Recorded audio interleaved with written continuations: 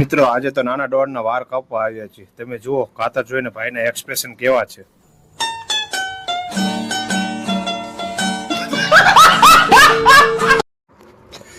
મિત્રો હેરકટ તો હજી કરાવવાના છે.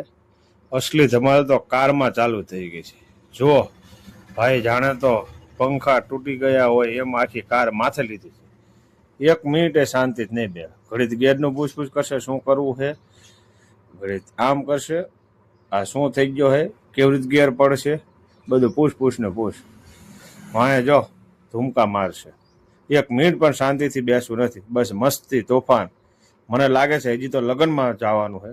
લગ્નમાં પહોંચતા પહેલા જ આ ભાઈ અમારો થાક ઉતારી દે છે. 2 મિનિટે શાંતિથી બેહવાનું નથી. ફરી પાછા ડીકીમાં જાય છે, ત્યાં ધૂમકા મારશે. નકરા પ્રશ્ન પૂછ ને પૂછ, બીજું કોઈ વાત જ નહીં. અમારો નાનો હીરો મિશન હેરકટ પર નીકળી ગયો છે. જો વાળ કાપવા વાળા ભાઈ તો કાતર લઈને તૈયાર છે, પણ આ અમારો ભૂરો એવું જુએ છે જાણે કોઈ યુદ્ધ લડવાનું હોય. પણ હમણાં તો ભાઈ શાંત બેઠા છે, પણ જેવી કાતર ચાલશે એટલે એનું મ્યુઝિક ચાલુ થઈ જાય છે. મ્યુઝિક એટલે રડવાનું, બીજું કોઈ કઈ ડીજે બીજે નહીં હોય.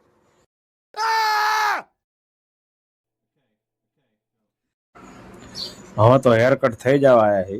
હવે ભૂરો એકદમ કમ્પ્લીટ થઈ ગયો છે. ફાઇનલ લુક તૈયાર જ છે. તમે જુઓ પણ ગંભીર બહુ દેખાય.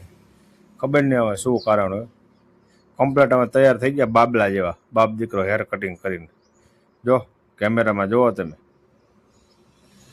કેવા વાર લાગી. પાછા કહેજો હેર કટિંગ કેવા કરાયા છે, કોમેન્ટમાં જણાવજો, એટલે બીજી વાર ખબર પડે કે કેવા કપાવાના છે. ત્યાં તો રસ્તામાં ઘર બાજુ જતા હતા, ત્યાં તો રોડનું કામ ચાલુ હતું.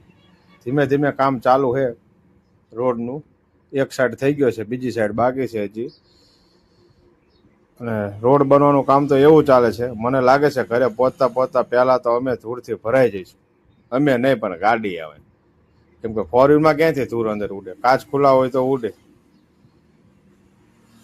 અને આ રોડ છે ભાઈ, મોટું રણ કહેવાય, સરકારી કામ કહેવાય.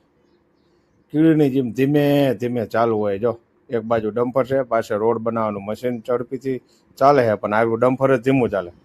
હા ભાઈ કંઈ જો બાકા ઝીકી કરે.